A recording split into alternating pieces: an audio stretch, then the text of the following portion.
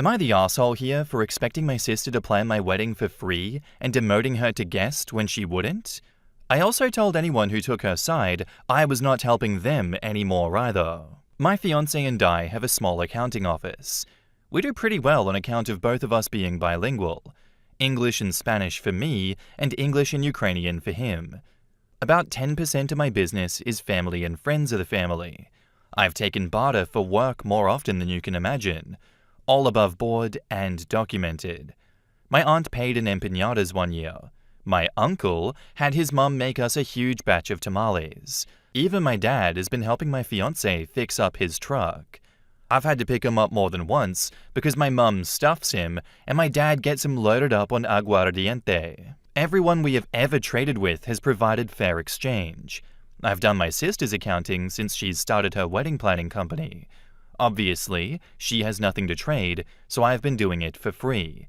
First, to help her get started, and now because we don't, I've just fell into that rut. But now I'm getting married.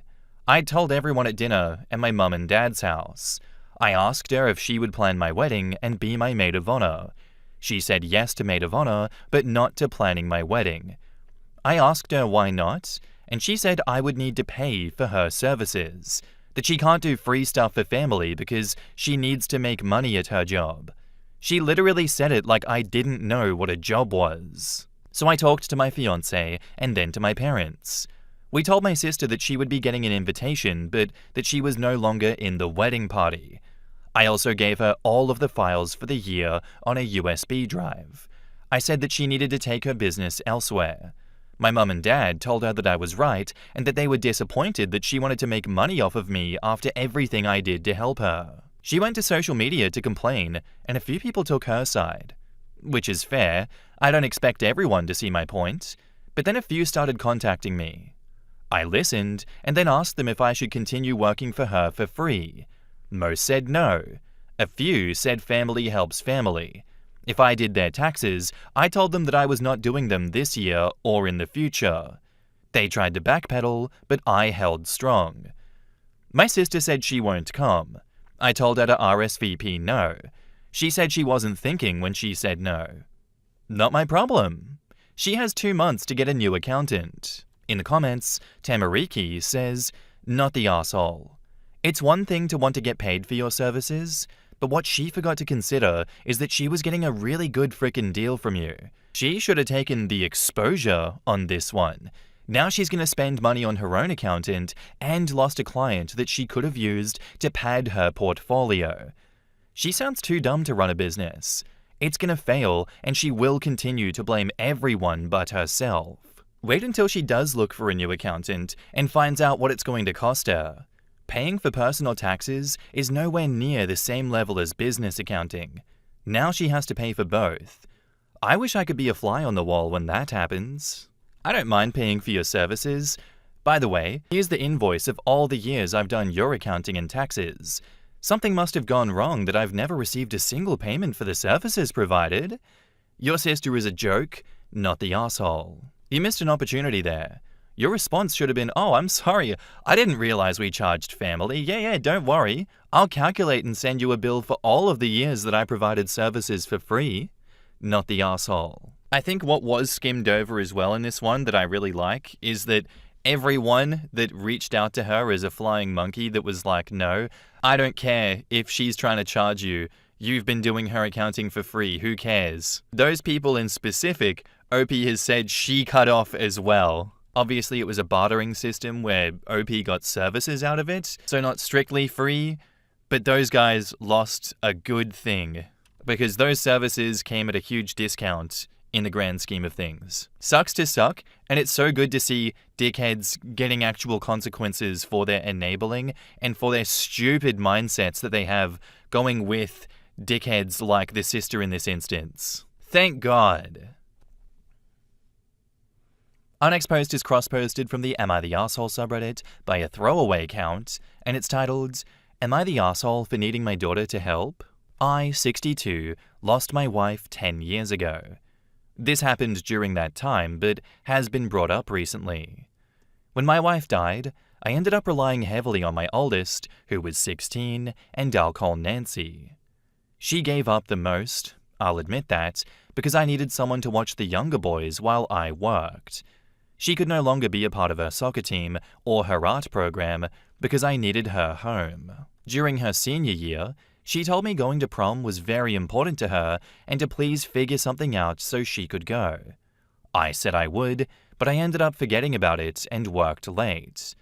I got home to finding her crying in her dress. I was tired and didn't want to get into it, and I told her I was sorry, but it wasn't like she missed anything important. Nancy didn't talk to me for days after that. When her college letters started coming in, I didn't think much of it and assumed she'd pick a college close to home. Well, she ended up getting a partial scholarship to a school several hours away. I was pretty upset because I still needed her help. But she said she gave up 2 years of doing anything for herself to take care of her brothers, and she wasn't a replacement mom, and that I used her. I said she was being dramatic, and she couldn't abandon her family. What were we supposed to do? She said that I should be a parent and figure it out. There was a big fight, but she left anyhow. I don't have much contact with her now. My oldest son is a senior this year, and he was FaceTiming Nancy, saying that there wouldn't be a prom and how he understood, but he was disappointed because he really wanted to take his girlfriend. Nancy said she understood because she didn't get to go to her senior prom either. He said he was sorry, but she said it wasn't his fault. He was just a kid, and that I didn't come home when I was supposed to, so she missed it.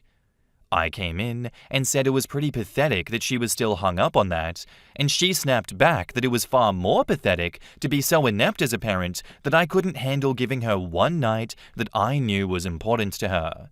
She then said goodbye to her brother and signed off. My son said I'm an asshole and that it was no surprise that Nancy wanted nothing to do with me. I got angry and grounded him, but he just laughed. I don't think it was at all appropriate for her to tell him that, but my son maintains that I'm the only asshole here. So, am I the asshole? In the comments, you're the asshole. Nancy said it perfectly, so I'll repeat it once more for the cheap seats. It is pathetic to be so inept as a parent that you couldn't handle giving her one night that you knew was so important to her. Parentification is abuse. You're the asshole. Given the situation, I get she might have grown sooner, but not being able to give her one night is wrong. She was a teenager, and it was important to her. Like you said, she had to sacrifice so many things to do something that wasn't her responsibility, but she did it anyways, and only asked you for one thing in return. Of course she's still going to be mad about it and blame you for it. Yup, her mother dies during her formative years, and she also has to essentially give up her life. I can picture the poor girl crying in her dress that night, and my heart hurts for her. You're the asshole, OP. What the hell is wrong with you? Unground your son, because he's obviously just calling it like it is. Hey guys, look, I understand I forced my daughter to miss a once-in-a-lifetime opportunity, but I needed help being a father, guys. Come on, it's not my fault.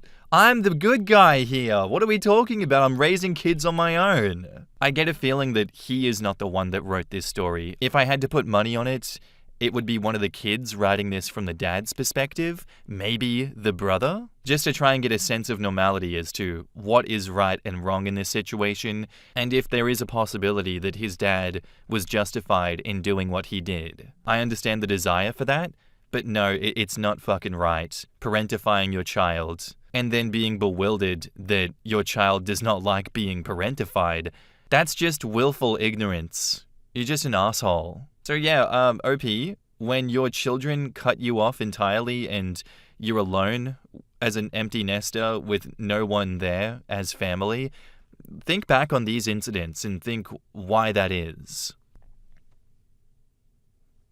Our next post is by user Throwaway Order 3, cross-posted again from Am I the Asshole, titled, Am I the asshole for refusing to let my husband eat dinner with me and the kids? So this might sound silly, but my husband loves food.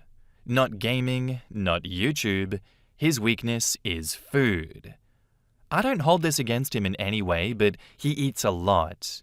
He's fit and regularly attends the gym, and sometimes I found myself cooking bigger portions of food because he'd attempt to eat from our daughters' plates, leaving them still hungry. We always run out of snacks as well, so there are times when I have to cook twice a day. Yesterday at 4 p.m, I was out with the girls to get new haircuts. I already prepared dinner and left it in the fridge until we got back. I told my husband that I've put his portion aside for when he got back from the gym so he could go ahead and eat if me and the girls were going to be late.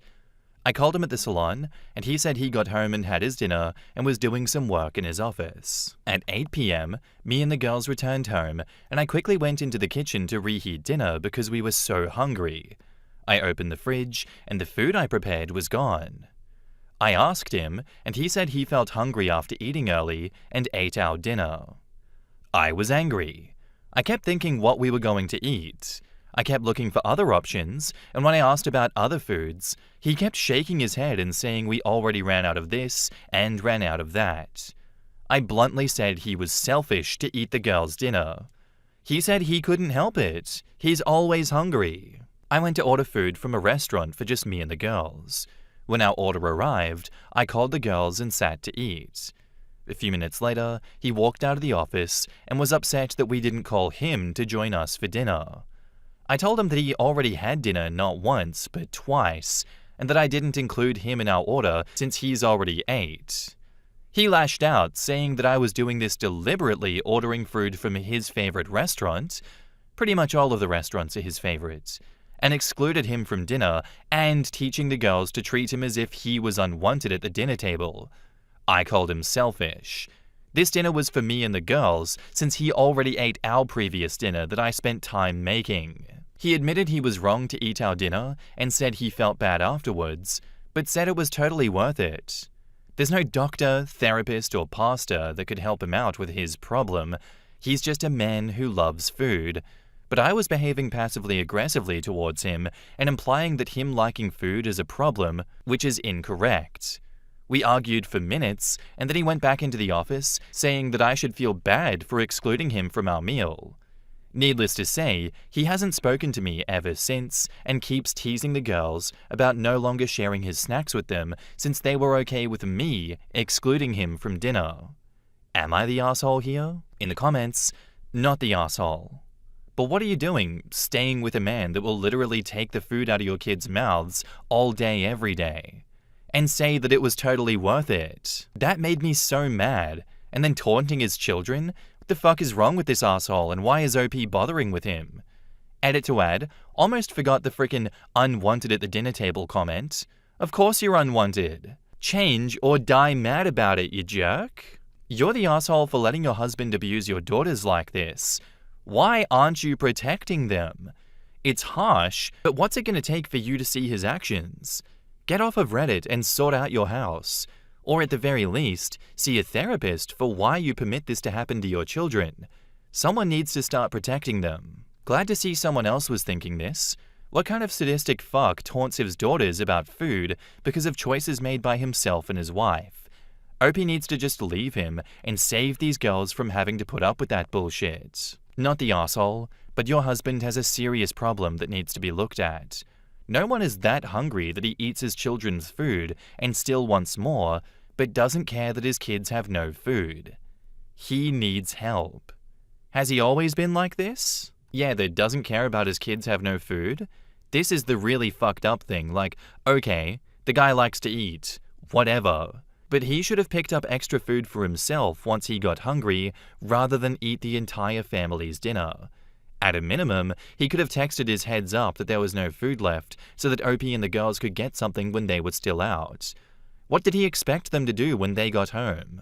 That's a very good question, and I don't know the answer to that one because why is he so senseless after so long? And I would think that because he's been allowed to get away with it for so long, he doesn't care about the effect that his disorder, this is a disorder, the effect that his disorder has on the family. He is mentally disordered in the sense that he has no empathy for the impact of his actions on his children and on his wife, and it's been allowed to go on without serious boundaries and consequences being put up. That's not to victim blame OP. That is to say that he is so devoid of empathy that he doesn't care about how it's affected his family or any objections that have been put up against it. And I would say that at this point, one of the only ways that you can put up consequences for these actions would be to issue him an ultimatum to say, you have abused us for so long, what you are doing is so incredibly fucked up. If it doesn't stop today, if you don't get your problems in order and you don't start respecting us, we are gone. That should be the appropriate response to this. I genuinely do not see another way, because he has chosen to do this for so long. So good luck with that, OP. I do not envy you at all. This is an incredibly fucked situation to have to deal with. Our next post is by user Secret Assistance 225, cross-posted from Am I the Arsehole Here, titled, Am I the arsehole for grossly humiliating my boyfriend in front of his whole family after he engagement pranked me? My female 40, now ex-boyfriend Keith, male 38, and I had problems because of his constant pranks. He has a thing for making his targets look ridiculous. I warned him many times that I'm not a forgiving person and that he was undermining my trust. He laughed it off, and I kept giving him chances because he has redeeming qualities. He's funny without pranks, acting like a good listener, and generally showed me deference. However, these traits began to fade away, and I don't know why. It kind of shifted. I don't know if showing him love made him think that he could do this. We never had fights, although we had disagreements and I tended to clam up if I was really hurt. This happened twice. The first time was very out of the blue. We attended a gala hosted by our city council.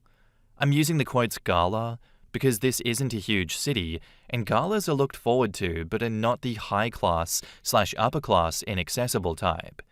He liked the way that they treated us. I was the actual guest, and he was my +1, and he asked me if I could get him an interview, as he wanted to launch a small business, and maybe they would be interested. I made no promises, but I did get him a meeting that I attended along with him. On our way back, we stopped at a deli and ran into my ex, with whom I'm cordial.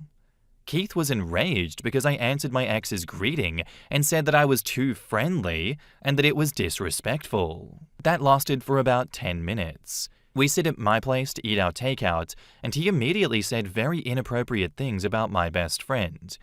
I immediately called him out for trying to make me jealous. He laughed at first, but I asked what was funny, so he left and took his food. We talked about it later, but a few days later, I realized that he never properly apologized. Second, he criticized my outfit and said that I looked ridiculous in it. I should have dumped him right then and there, but I chose to put it in the back of my mind because I already had a lot on my plate, career and family-wise. I also held out hope that we could go back to the way that things used to be. I was never able to shake off that feeling of being hurt, although we seemed to have reached a very stable phase after that. He started with his pranking ways again. First, I caught him trying to hide the birthday cake that I got for my friend. Then he hit the gas pedal a few times when I was about to get in his car. Last week, we were at his mother's house for his birthday party. Everything felt pretty normal until everyone got really quiet. It was just weird. I looked at him and he immediately took a knee. This was the worst feeling. First of all, we had not reached a stage leading to an engagement. Second, I thought that it was likely a prank, but I didn't know how to react. I don't know if he told everyone that he was about to propose, and if they were quiet in honest anticipation, or if they knew, or maybe some of them knew. If he was being honest, I didn't want to say no in front of his family, so I would have probably had to say yes and then say no in private. If it was a prank, then he would have humiliated me in front of over 20 people. So what I did was ask what he was doing, and he said I was seeing him and that I knew. I said no, I didn't know. So he insisted. I said all right, and asked to see what was in the box and will react accordingly.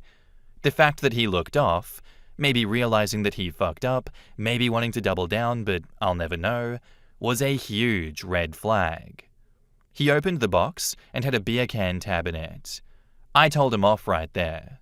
I said that he took a knee to give out junk, just like he tried to suck up to people to try and get them to sign up for his tacky, insignificant LLC so that he could push his trash services that he hardly knows how to do.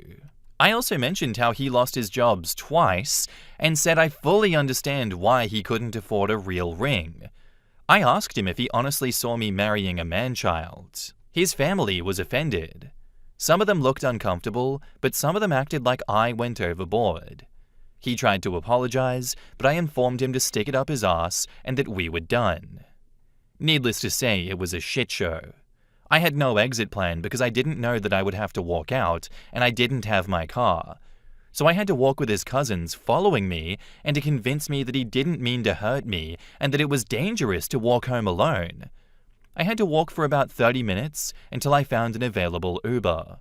I made a Facebook post explaining why I did what I did and that I couldn't see my future self with a scumbag. His brother's girlfriend and I have a good relationship. I find her to be very honest and reasonable.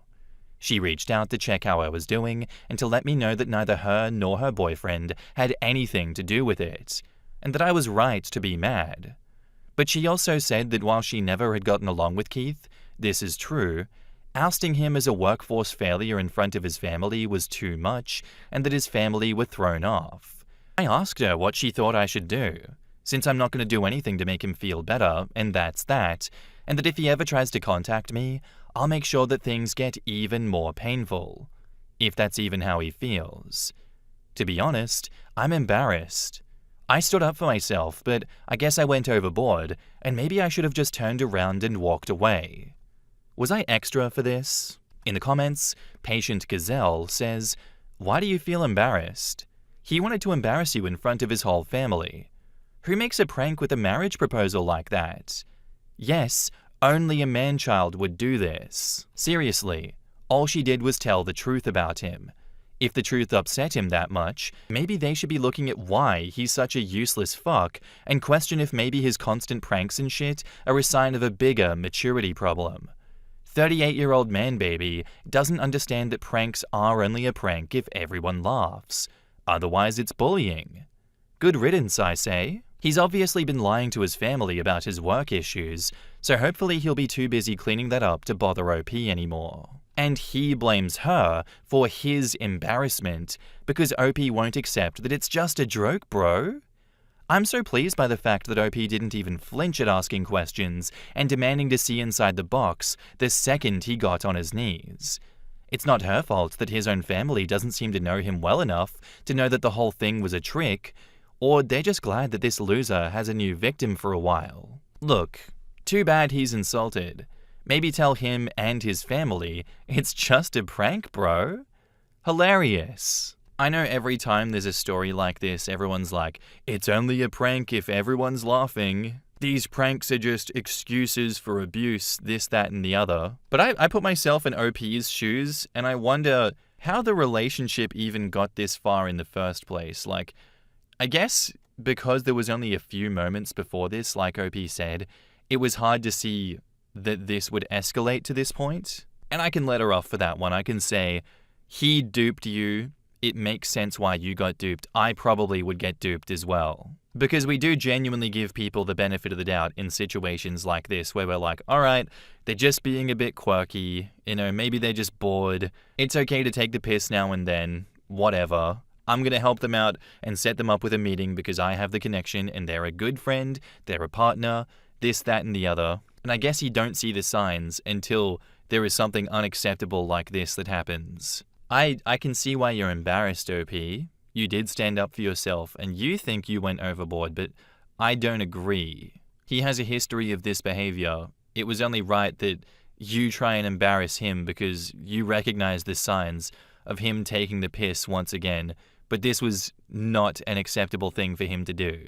As much as I don't like throwing people's insecurities and their failures in their face, he deserved it in this instance. Ousting him as a workforce failure when he gave you a fake engagement ring proposal, yada yada yada, that was entirely warranted.